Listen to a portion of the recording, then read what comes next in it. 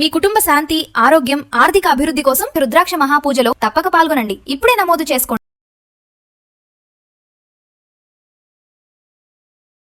నమస్తే, welcome to Suman TV. నేను మీ కృష్ణవేణి.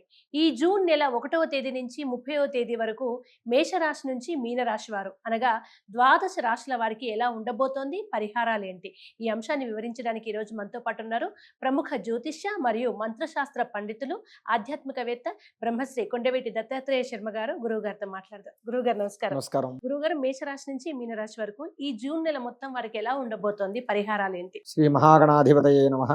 ఈ జూన్ నెలలో మేషరాశి నుంచి 12 రాశుల వాళ్ళకి కూడా జ్యోతిష్యపరంగా గోచారపరంగా మిశ్రమ ఫలితాలు గోచరిస్తూ ఉంటాయి. అంటే అన్ని రాశుల వాళ్ళకి కూడా ఎంతో కొంత ఇబ్బందులు అనేటటువంటివి ఈ యొక్క జూన్ నెలలో కలుగుతూ ఉంటాయి. మేషరాశి వారికి ఆరోగ్య పరిస్థితిలో జాగ్రత్త వహించాలి. ఆర్థికంగా బాగానే ఉంటుంది. కుటుంబంలో జీవిత భాగస్వామితో చిన్న చిన్న సమస్యలు, గొడవలు లాంటివి జరిగే సూచనలు ఉన్నాయి. తద్వారా శివ దర్శనం చేసుకోవటం వల్ల, శివుడికి రుద్రాభిషేకం చేయడం వల్ల ఆ చెడు ప్రభావాలు తొలగిపోయి, వృషభ రాశి వాళ్ళకి జూన్ నెల ఒక 80% వరకు బాగుంది. వారికి ఆర్థికంగా, ఆరోగ్యపరంగా బాగుంది. కానీ కొత్త స్నేహితాల వల్ల, అంటే స్నేహితుల వల్ల, బంధువుల వల్ల కొద్దిపాటి ఇబ్బందులు కలిగేటటువంటి సూచనలు ఉన్నాయి. ఆంజనేయ స్వామికి ప్రతి మంగళవారం తమలపాకుతో పూజ, అలాగే అరటిపళ్ళు సమర్పిస్తే ఆ సమస్యలు తొలగిపోతాయి. అలాగే మిథున రాశి వారికి కూడా మిశ్రమ ఫలితాలు ఉన్నాయి.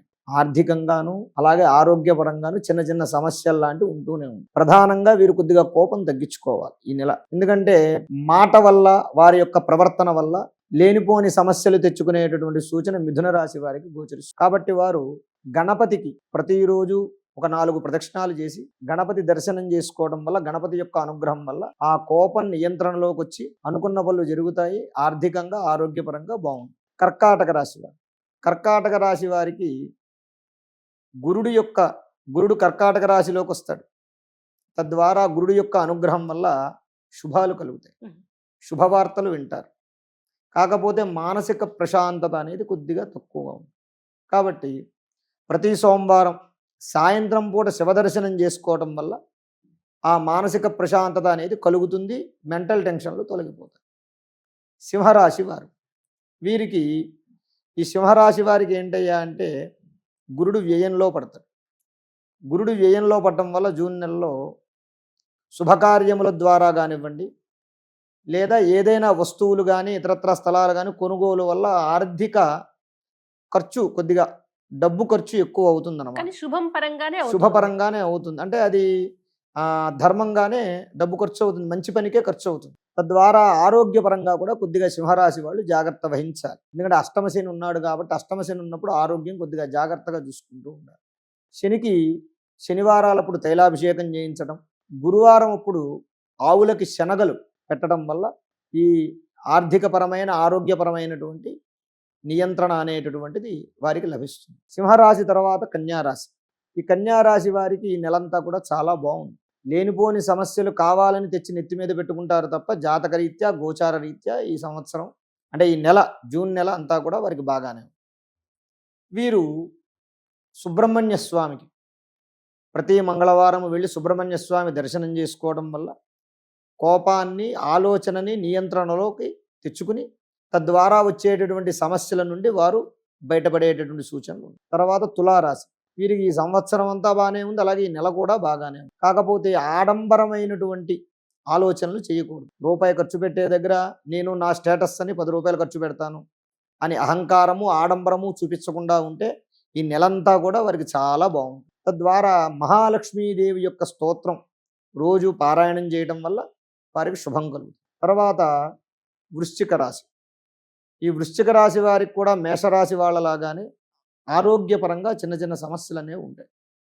తద్వారా వీరు కూడా మంగళవారం అప్పుడు సుబ్రహ్మణ్య స్వామి వారి దర్శనం చేసుకోవడం వల్ల వారికి ఆరోగ్యపరమైనటువంటి సమస్యలు నివారణమవుతాయి. ఆర్థికంగా బాగానే ఉంది. తదుపరి ధనుస్సు రాశి. ఈ ధనుస్సు రాశి వారికి జూన్ నెలలో ధనుస్సు రాశ్యాధిపతి అయినటువంటి గురుడు కర్కాటక రాశిలో ఉన్నాడు కాబట్టి కర్కాటక రాశిలో ఉండడం వల్ల ఆర్థిక స్థితి మెరుగుపడేటటువంటి అవకాశం లభిస్తుంది. వీరికి చిన్న చిన్న అవకాశాలు అలాంటివి వస్తూ ఉంటాయి. కొద్దిగా ఆరోగ్యపరంగా జాగ్రత్త వహిస్తే సరిపోతుంది.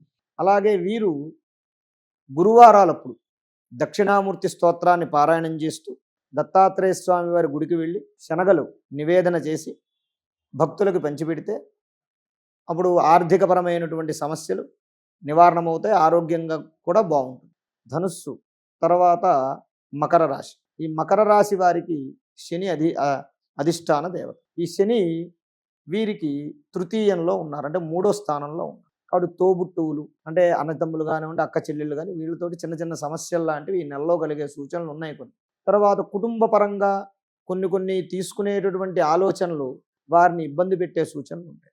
కాబట్టి ఏ ఆలోచన తీసుకున్నా పెద్దవాళ్ళని సంప్రదించి తీసుకుంటే చాలా బాగుంది. వీరు ప్రతి శనివారం వెంకటేశ్వర స్వామి దేవాలయానికి వెళ్ళి వెంకటేశ్వర స్వామి వారి దర్శనం చేసుకుని తులసిమాల సమర్పించడం వల్ల ఈ శని ప్రభావం అనేది తగ్గుముఖం బట్టి కుటుంబంలో వీరికి విలువ గౌరవం పెరుగుతుంది. తర్వాత కుంభరాశి. వీరికి ఏలినాటి శని నడుస్తుంది. ఈ ఏలినాటి శని ప్రభావం వల్ల పనుల్లో ఆటంకాలు, పనులు అవుతాయి కానీ బాగా ఆలస్యమయ్యే ఆటంకాలు అవుతాయి. కాబట్టి వీరేం చేయాలంటే శనివారాలప్పుడు 19 శనివారాలు శనికి తైలాభిషేకం చేయించడం వల్ల ఏలినాటి శని ప్రభావం తగ్గి శుభాలు కలుగుతాయి. అందున ఈ కుంభరాశి వాళ్ళకి గత సంవత్సరాల కంటే ఈ సంవత్సరం చాలా మెరుగుపడుతుంది. జూలై నుంచి ఇంకా బాగుంటుంది. సంతోషం. చాలా మంది కుంభరాశి వాళ్ళు సమస్యల్లో ఉన్నారు. జూలై నుంచి ఇంకా బాగుంటుంది. గత 4 ఏళ్ల నుంచి చాలా సమస్యలు పడుతూ ఉన్నారు.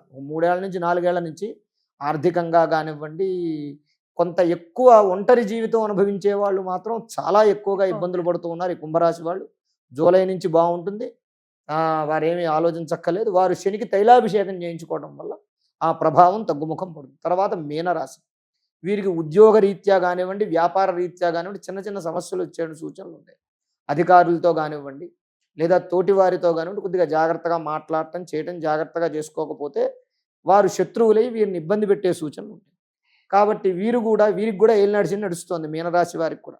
కాబట్టి ఈ మీనరాశి వారు కూడా 19 శనివారాలు శనికి తైలాభిషేకం చేయించుకుని అలాగే ఒక 11 రోజులు గణపతికి రోజుకి 108 ప్రదక్షిణాలు చేసి గరిక ఎర్రపూలు సమర్పించడం వల్ల అనుకున్న పని అతి శీఘ్రంగా పూర్తవుతుంది. ఈ విధంగా ఈ 12 రాసుల వాళ్ళకి కూడా ఈ జూన్ నెల యొక్క ప్రభావం తెలుస్తోంది మనకి.